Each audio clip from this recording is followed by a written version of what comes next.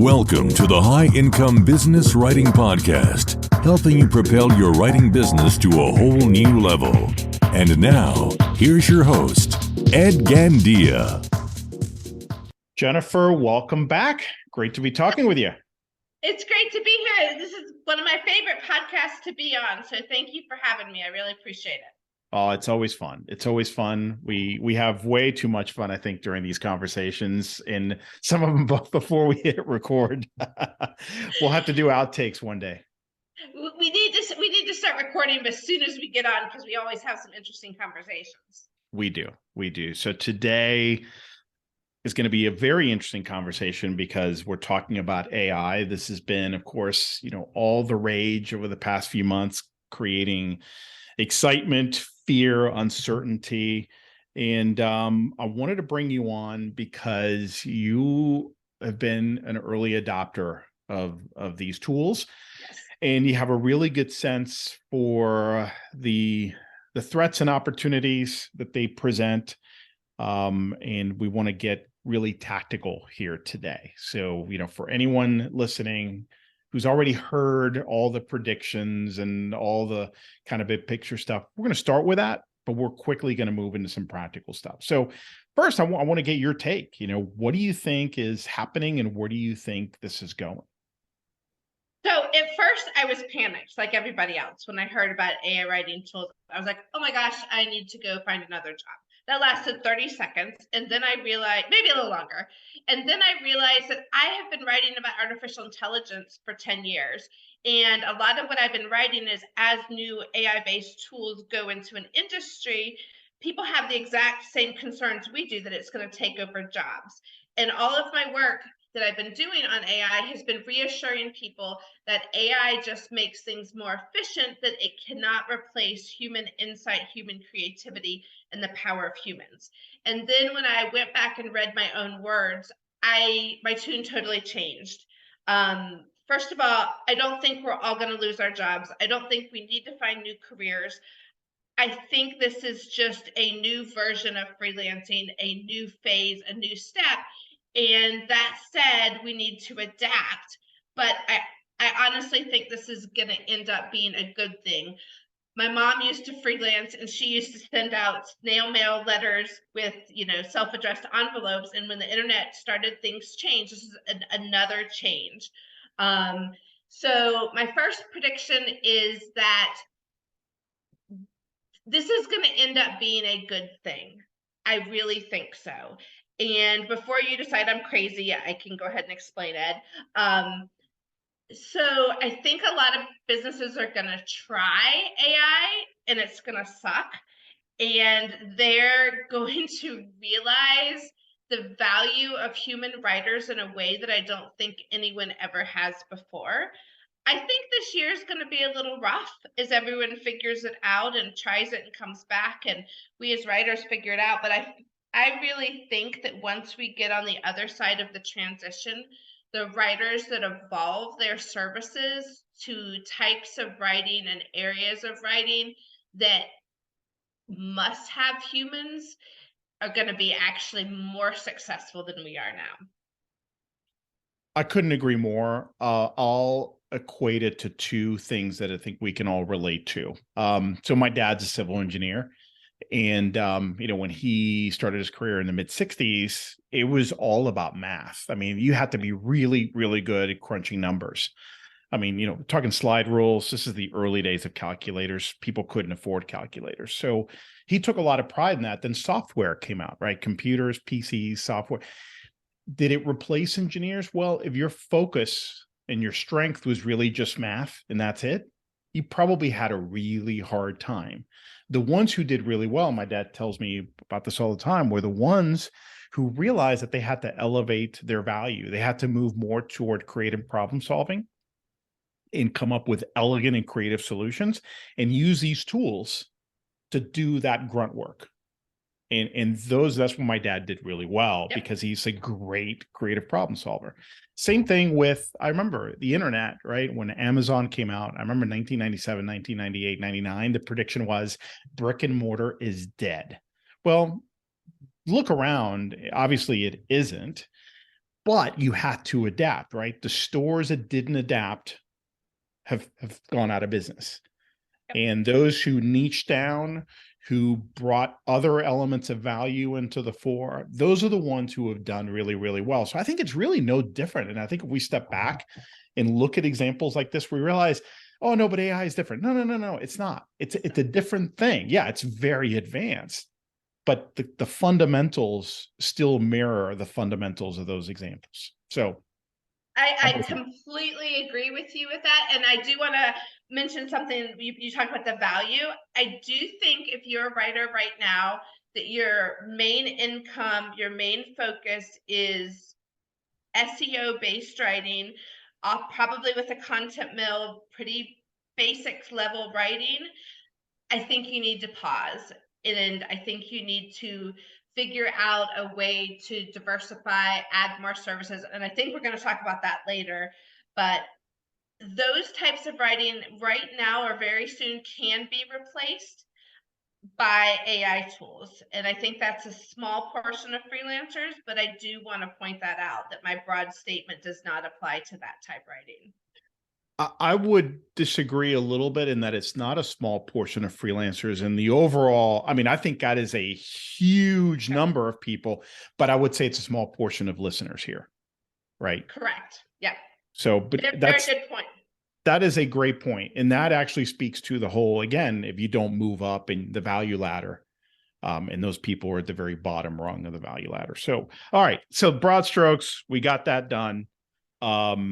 Let's talk about practical ways you can use these tools to help you as a writer. We keep hearing that, but we're not hearing as much of, okay, great. Can you give me some examples?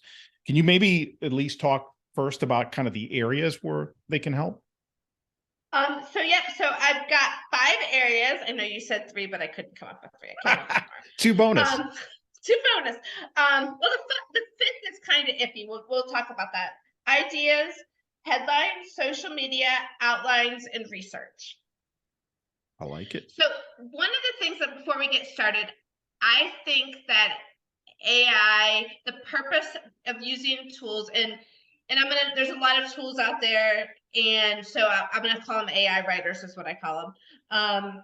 The purpose, in my opinion, is to use it as a starting point, a point of inspiration, a point where you add your own creativity and your own audience knowledge and your own industry knowledge to elevate it to a higher level.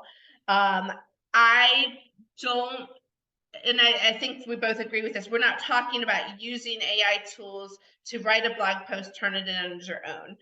I think that's plagiarism at the very most and unethical at the very least. And that's not what we're talking about. What we're talking about is using AI writing tools as a tool, just like so that's not new. We've been using AI tools for a while. We just a lot of us didn't realize it.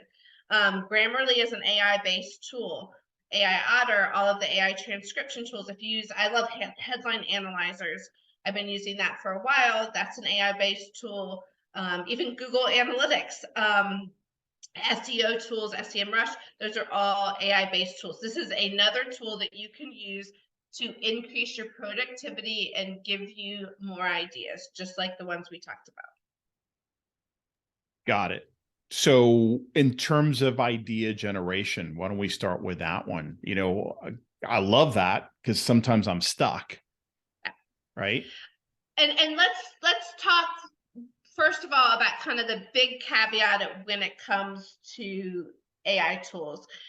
Right now, accuracy is a big thing, and that's hopefully quickly improving. But anything you do that has factual in nature, and that's going to especially apply when we talk to research, but it does apply to ideas, you're going to need to verify either with your own knowledge or a second source. So I just want to put that, I'm not going to repeat that every time except when we get to research, but I want to just make that blanket statement. So ideas, I'm the same. It can be hard to get started. A blank screen is, the biggest nightmare, right? And so one of the things, if you're playing around with AI tools, a lot of times people just go in and be like, give me 5 ideas for cybersecurity. So what you need to do is what's called prompt engineering, where you take a step back and you put in a lot of details about exactly what you need. So you put in the audience, you put in the tone, you put in the purpose. So I need 5 ideas on stretching my cybersecurity budget for small business owners in the insurance business. And so then it will give more specific. So that's a big part of my course is how to use prompt engineering. And that's where a lot of people fail, is they just put it straight in and expect to get great results. You have to put in great information. So the more you put in what you want an idea for and get ideas back. So for example, you can put in ideas for articles. I want an article for insurance business owners that are struggling to make money. And so it would, and the ideas it comes back with, some of them are crappy, but a few of them are usually enough to be, wait, there's something in there. And then you can take it and come with another idea. So the other thing is ideas within an article. So if you're looking for bullets, advantages of using, zero trust, which is a cybersecurity term, or advantages of going with a realtor for buying a home, it can give you those. Some of the stuff is generic. Some of it is interesting. So those are some great ways to use it for the ideas. What I love about that is I can see why people would hesitate or wouldn't think to add the level of detail you mentioned some of those, because I think we've been conditioned over the past 20 something years with search engines. You can't go that narrow. Search engines are not designed to get to that level of granularity. You kind of need to go broader, and then you do the sorting through the searches, right? The search results. Here, you can actually, and you should, what I'm hearing from you is go all the way, like really stress test the thing. And what you're saying is you found that even the level of detail in that cybersecurity example with, insurance companies, I mean, I would be afraid to punch that in thinking that it's going to get confused. It's not going to know what I mean. It knows. I mean, it might come up with something. One of the ones that came up when I tried that before we talked, it was, does cybersecurity risk increase during hurricane season with increased claims for insurance offices? Yeah. And some of the answers might one. be weird or might be not that helpful. But what you're saying is if you keep probing, and I know we're going to get into that, you can get some of the good stuff, right? And you have to keep answering. You could be like, I don't like this, give me more. Or how about making it more punchy? How about more serious? How about more focused on this? So you want to have a conversation, not That's just crazy. It's not, I know Which it is. You can't do with Google. You can't say, no, Google, sorry, this wasn't good. And I hadn't thought of it that way, Ed, but you're 100% right. We're used to search engines that are one way, and this is a two-way conversation. Yeah, that's a massive difference. And you need to think of it like you're brainstorming with a friend, is the way that I was viewing it. I'm brainstorming with a friend. So you get an idea, you expand. It's a session. It's not an input-output thing. I love it. I love it. By the way, I just read an article that this is a whole new job category. They're called prompt or AI whisperers, I believe. And these are 6-figure jobs. And what I found interesting was they're saying, oh, and by the way, don't think that it's going to be like the engineers or the techies who are getting these. It's people in humanities, liberal arts, because they think differently. They need that right brain kind of emphasis. And I thought that's fascinating. We're creating a whole new category of jobs here. You're right. I had not thought about that, but I could see an engineer struggling with these conversations. And I've worked in tech my whole life because it was almost an interpersonal level type discussion. It was a brainstorming. There was creativity involved. Not that there's a lot of engineers that are great at that, but you're right. I could see the right brain really being good at this. Yeah. Okay. So idea generation, that's huge. I think you mentioned social media was the next one. Yeah. So social media. So I'm going to get really excited here. Okay, so hashtags is what I think it does best out of everything yet right now. Every time I'm doing social media posts for either, a lot of times I do it for myself, and also for some of my clients have me write social media posts to go with the story that they share. And they expect hashtags, but it's a complete pain to try to find the hashtags. It takes way more time unless you have the expensive tools, which I don't have.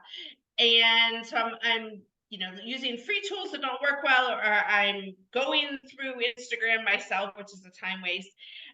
So if you put in what are 5 best hashtags for insurance, cybersecurity, for insurance companies or for small businesses, it will give you the best ones.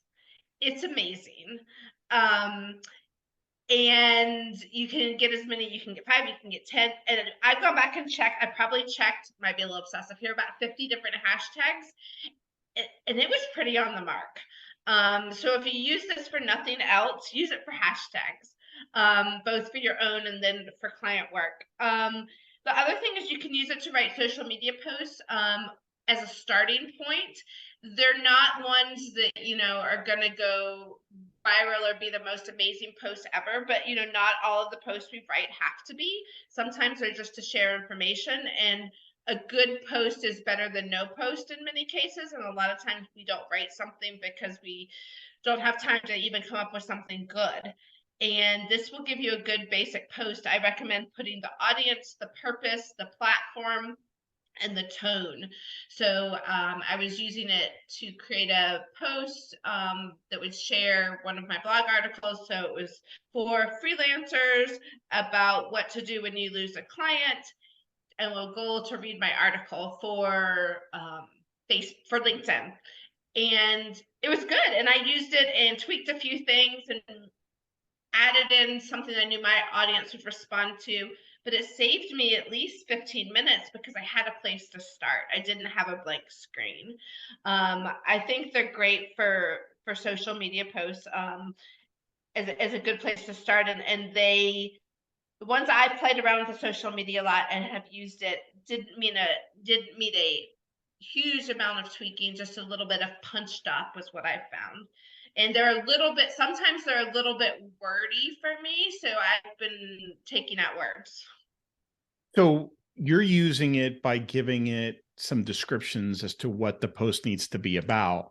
Can you upload the article and say, look, can you give me a post for this?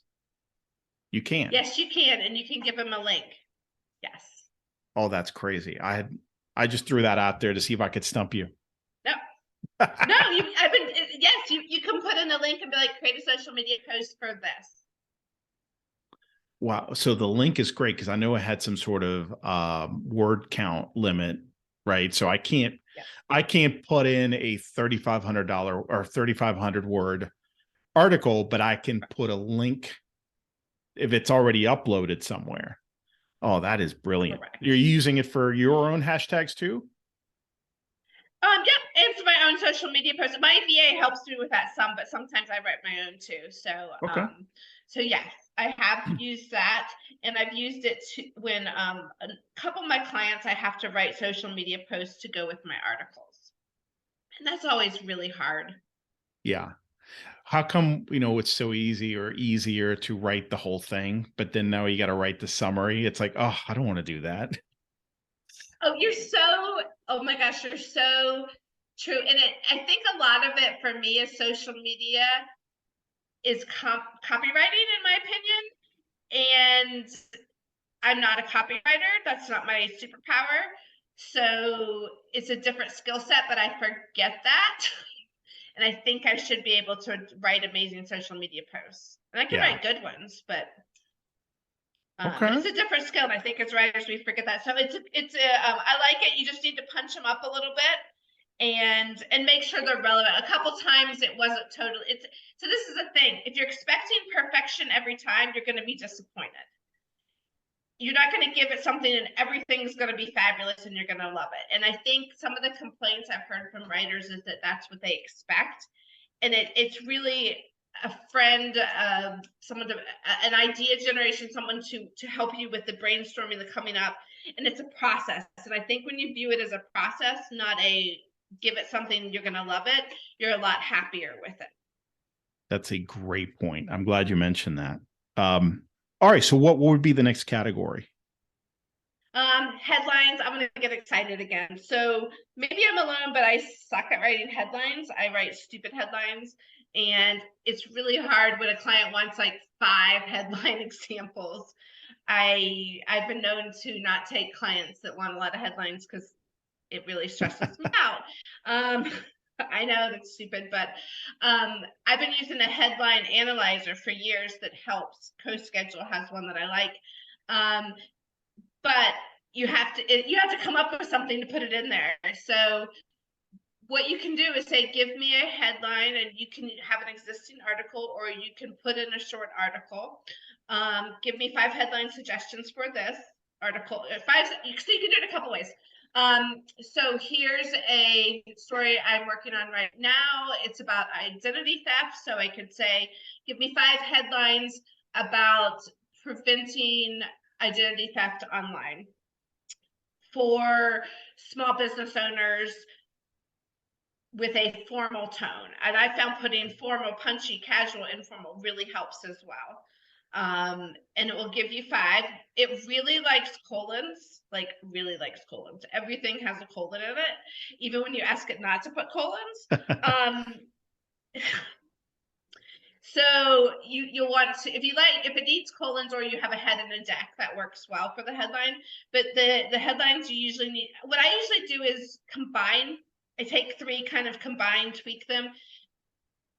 I've had great luck with the headlines. I tried this last week and I was amazed. I had a headline, the title of this lead magnet, actually. And, lead magnets, by the way, just a little tip, it's all about the title. The title is the whole thing.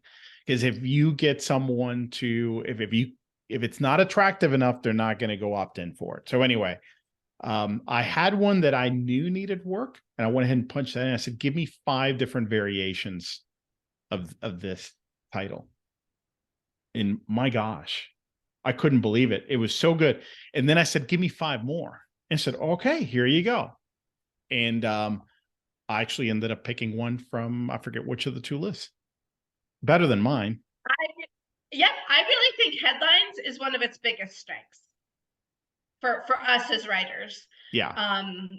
Unless you're really good at headlines, because if you're really good at headlines, you're probably going to be better. But if you're an average at headlines, it's great. If you use it for nothing but headlines and hashtags, it will save you time and stress. I consider myself to be pretty good with headlines. The problem was I'm not good at headlines 24 hours a day. And this is toward the end of a day. Creatively, my tank was empty. So I needed more. And so that's a really good point. I view this as we all have strengths, and there's some things that humans are better at and some things that machines are better at. And you made a good point that you may be better than the machine at headlines, except at the end of the day when you're tired. And so that's when I think being a successful freelancer is really about figuring out what you're good at and what you suck at, and coming up with ways to mitigate what you're not good at, and ways to find clients that appreciate and where your strengths highlight. And I think that tools are the way to help mitigate your weaknesses. And this is another way to do that. And it may not be a huge weakness, but just me sucking at headlines. If I can give a great headline, maybe that makes the client happier. Maybe they hate having to write headlines, and maybe that helps them give me more work. And so I think that's what we need to look at this as ways. What are we better at the machines, and what are the machines better than us, and using it for our specific purposes to increase both our productivity and our quality. Yeah. And that's not a binary thing. It's not that the machine is better. It just depends on the time of day where my creative energy is at that moment. The machine's always going to be stable. I think it's okay. And I think I want to rely on what you said. I think it's okay that a machine can be better than us at some things. And I think as humans, that's hard to admit, but it's better at analyzing large quantities of data that's out there and what people are clicking on. And we can't do that. And so I think that's okay. It's okay to say that it's better at hashtags, it's better at this. And that doesn't mean that we're not valuable. I don't know why, but I just thought of that scene in the movie Good Will Hunting. When you remember, like, you got these two like triple PhD professors at MIT, and this kid comes in and he solves these problems in front of them like it's nothing. And they said something to the effect of, like, I can't believe I've dedicated my whole life to this discipline. I've given everything for this. And this kid just comes in and solves this problem. Like, they just wanted to give up. They're like, this is not worth it. Yeah. Anyway. But there's things that we'll get to that in a minute that machines can't replace. And I definitely, when we get there, want to talk about that. And that's great too. Totally. It takes a human. It takes a human to discern, wait a minute, this is better than this. This is not as good. Yeah. This needs to be tweaked. I need to mash this up with this other thing that I have. That is a human thing. Exactly. We can't be machines and machines can't be humans. And if we work together, then we can create better stuff quicker. Here we go. Okay, so research. Intrigued by this one. Tell me about how you use it. So can we talk about outlines first? I want to do research. Yeah. Let's do outlines. Perfect. So 2 things on outlines. One is so if you have a new topic, it can help you create a basic outline. So can you create an outline for a topic on how to prevent identity theft online for college students? And it will create a basic outline for you. It's nothing super inspired, but it will actually create points for you. And I have used those as a starting point, added in my own, taken them out. It's a great place to start, especially if you're writing about something new and don't even know where to research or what to do. And I will want to mention different tools. And we're recording this in the past, so you're hearing this in the future. So at the time of recording, ChatGPT does not search the internet and only has content up to fall of 2021. Bing searches the internet and has recent content. So you do want to keep that in mind when doing outlines. If you're doing something brand new, you will probably want to use Bing. And if it's more evergreen, ChatGPT can be a great use as well. Good point. The other way to use outlines. So sometimes when I write something, it just doesn't feel right. You know, you haven't structured it right. It's just something's off about it and you don't quite know how to fix it. So what I have done is put that into the AI tool and asked it create an outline from my text. And then you look at the outline and you can see where you suck. Because if it can't create an outline easily from your article, that means that something's off. And I've been able to pinpoint the sections that I need to rewrite and restructure because it wasn't clear. Oh, I never thought about that. So you actually put in your article draft, not before it's finished, because that's where you're looking for help, and ask it to give me an outline based on this article, or outline this article for me. Yes. Interesting. Is that how you ask it, by the way? Is that similar? If you create an outline for this text and it will give it to you. And if it's bad in a certain place, that means your article wasn't good. I was able to pinpoint a section that I wasn't making a lot of sense and I was repeating myself. I just had an idea. Have you used it when you need to simplify the language, bring down the reading level, I wonder if it can do that. It's a little bit too master's level right now. You want to bring it down to 9th grade. I wonder if it could. Probably that would concern me because I don't use anything. So I view anything that comes out of one of those tools like I would a source on Google, a Wikipedia article, something online. I use it as a source. I don't copy words. I copy words. I don't copy phrases or sentences or paragraphs. So that would be my only concern there. Even though it's using your original work. Oh, so this is right.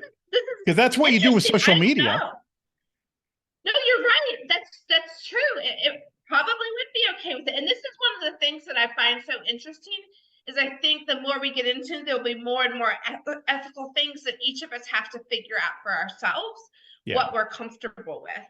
Because I hadn't even thought of it that way. I was just like, no, and then you're right, but it's my words. Yeah. Yeah, just like with I thought of because of the social media example you gave us, right? Write me a social media post for LinkedIn based on this text. So kind of the same request, but a different output. I don't know. I haven't tried it. I have no idea if it would work. Probably. I think it probably would.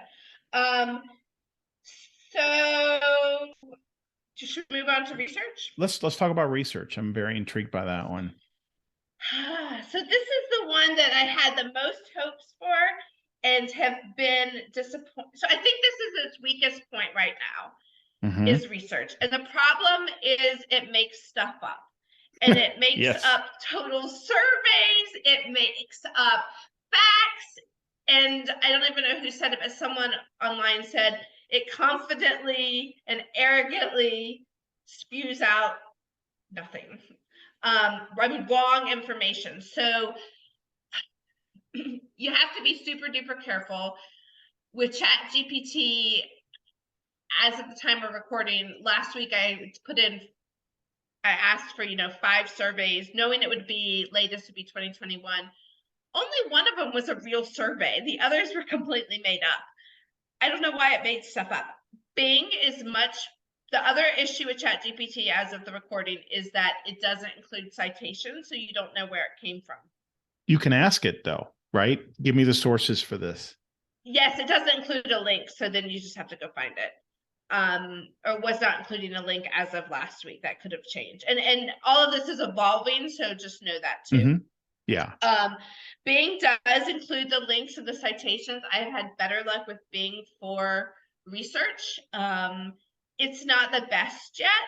It's getting there.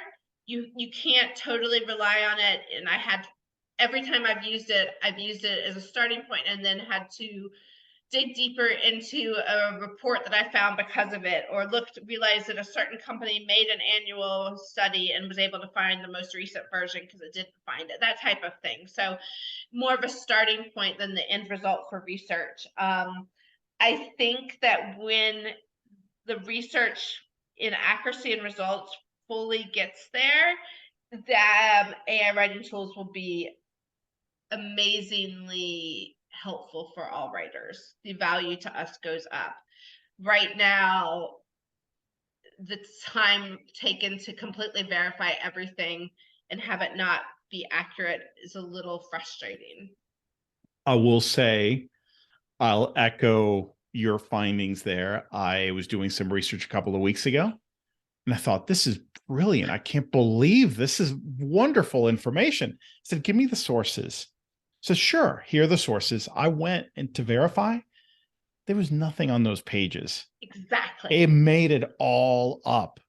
Yes.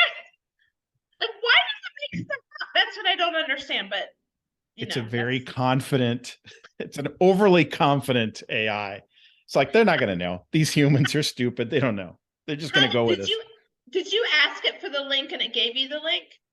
And it gave me the links. Okay, so I didn't ask for the link. I just said the source. So if you said the link, it gave it to you. Okay, good to know. Actually, no. Now that you asked, I don't know if I said give me the link. I think I did say give me the sources, or give me the source for this information. Okay. And it sent me a couple of links, and Okay. there was nothing on those pages about that. In fact, one page was I got a 404 error. It just, I don't know where it came up with this stuff. And I think a lot of writers that I've talked to start by using it for research and then get really frustrated and stop using it and don't realize that it is good for some other things.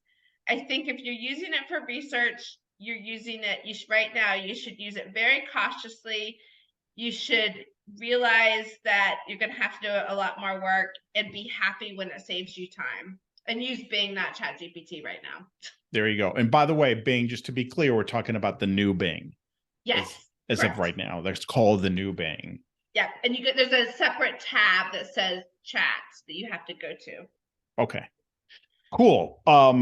This is fascinating stuff. And it's interesting, Jennifer, that going into this conversation, I thought you were really going to be in love with the whole research thing. And because of what I had found, I thought, okay, I'm obviously doing it wrong.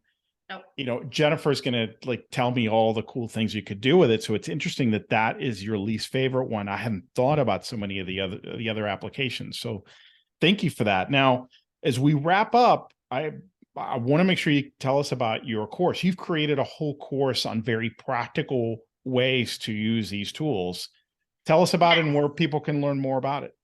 Yes. So on my website, Jennifer Gregory Writer, I have it's a 12 module mini course. It goes through a lot of the things we've talked about with more in depth and example. It has exercises, and you get a Facebook community to help. The other thing is, as this is changing, we're having monthly Q&A lives. And also, I'm updating the modules and doing a new update module with new information as it comes out. So in the next week, I'm working on a new one with ChatGPT 4 and the new Bing to give more information.